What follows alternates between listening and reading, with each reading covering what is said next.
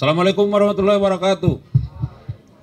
Selamat malam, salam sejahtera untuk kita sekalian. Salam, Om Swastiastu, Namo Buddhaya, salam kebajikan, salam bahagia, salam sehat, rahayu untuk kita semua.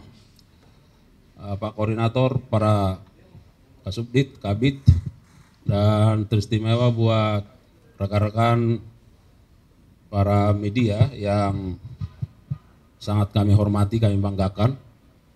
Tentu yang pertama kami menyampaikan terima kasih dan penghargaan yang tinggi karena telah berlelah-lelah ya mengikuti perkara ini. Rekan-rekan media, pada kesempatan yang baik ini kami ingin menyampaikan update perkembangan penyidikan perkara dugaan tindak pidana korupsi dalam tata kelola komoditas emas tahun 2010-2021. Sebagaimana kita ketahui bahwa hingga saat ini penyidik pada Jampitsus telah melakukan pemeriksaan terhadap 89 saksi dan telah ditetapkan 6 tersangka sebelumnya. Pada hari ini, tanggal 18 Juli 2024, tepatnya hari Kamis, penyidik telah melakukan pemanggilan terhadap 7 orang saksi. Para saksi diperiksa sejak tadi pagi secara maraton dan ditemukan ada bukti permulaan yang cukup bahwa terhadap 7 orang saksi ini memiliki keterkaitan dan peranan yang kuat dalam dugaan tindak pidana korupsi ini. Sehingga penyidik setelah melakukan ekspos secara internal menetapkan ke-7 orang tersebut sebagai tersangka. Dan setelah dilakukan pemeriksaan sebagai tersangka, maka sesuai dengan ketentuan pasal 21 KUHP, penyidik berketetapan melakukan upaya paksa berupa penahanan. Dari 7 orang yang ditetapkan sebagai tersangka, 2 orang ditahan di rumah tahanan negara. Sedangkan 5 orang lainnya ditahan dengan status tahanan kota. Dengan alasan setelah dokter melakukan pemeriksaan kesehatan terhadap 5 orang tersangka ini, maka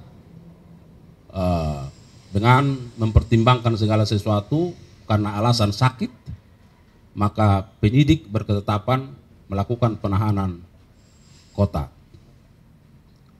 Rekan-rekan media, bahwa sebagai tersangka dalam kapasitasnya sebagai pelanggan jasa manufaktur unit bisnis pengolahan dan pemurnian logam mulia atau UBPP LM PT Antam Persero Tbk atas nama 1 saudari LE, ini perorangan, kedua saudara SL, ketiga saudara SJ, keempat saudara JT, kelima saudari GAR, keenam saudara DT, nah ini selaku Direktur PT JTU, dan ketujuh saudara HKT, ini perorangan. Rekan-rekan sekalian, tadi sebagaimana kita sampaikan bahwa setelah dilakukan pemeriksaan kesehatan dan dinyatakan sehat terhadap 2 orang tersangka, yaitu SL dan tersangka GAR. Maka keduanya dilakukan penahanan untuk 20 hari ke depan di Rutan Salemba, cabang Kejaksaan Agung. Sedangkan 5 orang tadi, LE, SJ, JT, DT, dan HKT dilakukan penahanan kota dengan alasan kesehatan. Nah, bagaimana kasus posisinya? Walaupun barangkali rekan-rekan media sudah mengikutinya sejak lama, nah peranan ke-7 tersangka ini tentu ingin kami sampaikan bahwa dalam kurun waktu tahun 2010 sampai 2021, saudari LE, saudara SL, saudara SJ, saudara JT, saudara HKT, saudari GAR, dan saudara DT masing-masing selaku pelanggan jasa manufaktur UB PPLM PT Antam Persero telah secara melawan hukum melakukan persekongkolan dengan para general manager UB PPLM yang telah dilakukan penahanan sebelumnya untuk menyalahgunakan jasa manufaktur yang diselenggarakan oleh UB PPLM.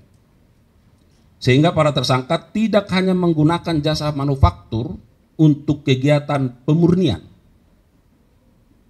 peleburan, dan pencetakan, melainkan juga untuk melekatkan merek LM Antam tanpa didahului dengan kerjasama dan membayar kewajiban kepada PT Antam agar meningkatkan nilai jual LM milik para tersangka. Di mana para tersangka mengetahui dan menyadari bahwa hal tersebut bertentangan dengan ketentuan perundang-undangan yang berlaku. Karena LM Antam merupakan merek dagang milik PT Antam yang memiliki nilai ekonomis. Selanjutnya, sesuai dengan estimasi total logam mulia yang telah dipasok oleh para tersangka untuk selanjutnya diproduksi menjadi logam mulia dengan merek LM Antam secara ilegal dalam kurun waktu tersebut, seluruhnya mencapai 109 ton emas.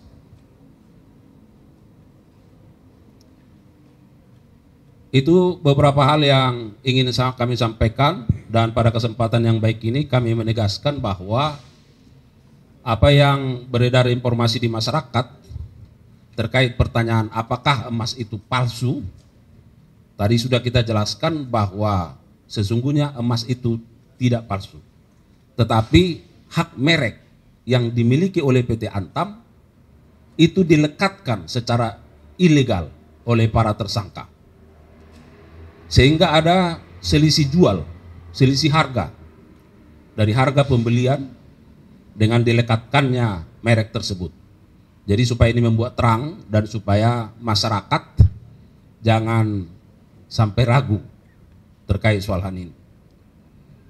Selanjutnya pada kesempatan yang baik ini kami juga ingin menyampaikan bahwa penyidik sedang melakukan koordinasi dengan ahli untuk melakukan perhitungan kerugian keuangan negara, ya.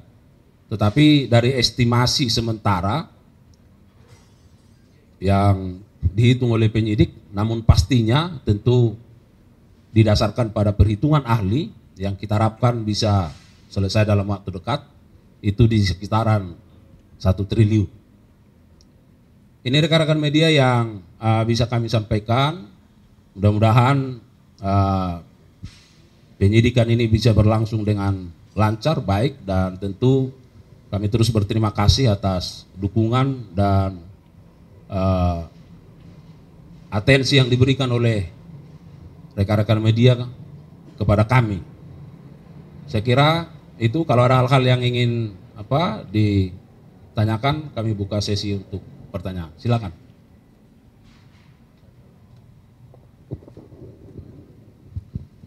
Ya, Pak, selamat malam. Saya Ansari dari bisnis.com atau Bisnis Indonesia.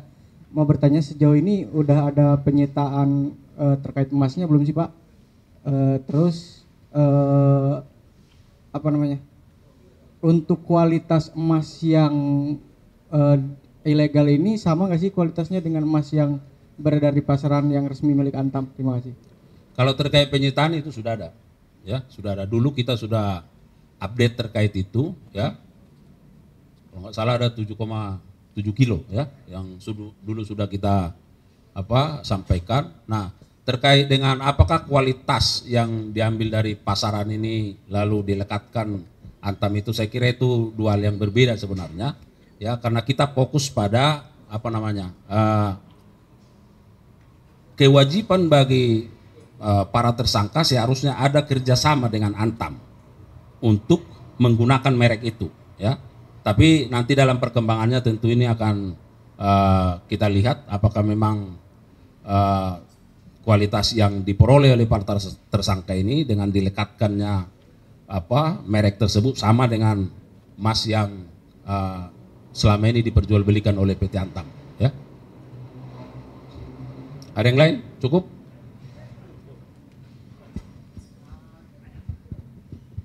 Izin Pak, saya Saiful Anwar dari akurat.co. Pak, ini kan tadi 7 tersangka ya Pak. Nah, yang terkait soal emas yang dilabeli itu milik perusahaan mana aja Pak? Yang akhirnya jadi punya label Antam itu. Nah yang kedua, ada nggak sih Pak di atas general manager Antam ini yang sudah diperiksa? Nggak mungkin dong mereka bertindak tanpa ada instruksi atasannya. Baik, terima kasih. Yang pertama, perusahaan-perusahaan mana? Tadi kami sudah sampaikan bahwa 7 orang ini adalah swasta, perorangan, tetapi ada juga yang merupakan direktur PT JTU, ya. Nah. Ya, ya nanti bisa nah itu, ya. Nah yang kedua soal apakah ada pejabat di atas, ya, nanti kita update, ya, karena ada 89, berarti saya harus buka lagi, ya. Apakah memang ada orang-orang yang sudah diperiksa di atas para manajer yang sudah dijadikan tersangka, ya. Ada yang lain? Kalau dalam pemberantasan tindak pidana korupsi tentu semua potensi itu ada, ya. Tapi nanti tentu penyidik akan melihat dari sisi fakta-fakta hukum yang berkembang, ya, dan nanti tentu akan didalami. Kita masih fokus terhadap ini, ya. Kita fokus dulu terhadap pelaku personnya karena beberapa waktu yang lalu sudah ada 6 orang, ini tambah lagi 7 orang. Nah, kita lihat nanti perkembangannya. Baik, rekan-rekan media, cukup? Ya. Baik, terima kasih karena sudah larut malam, ya. Terima kasih sekali lagi atas perhatiannya. Kami tutup. Billahi taufiq wal hidayah. Assalamualaikum warahmatullahi wabarakatuh.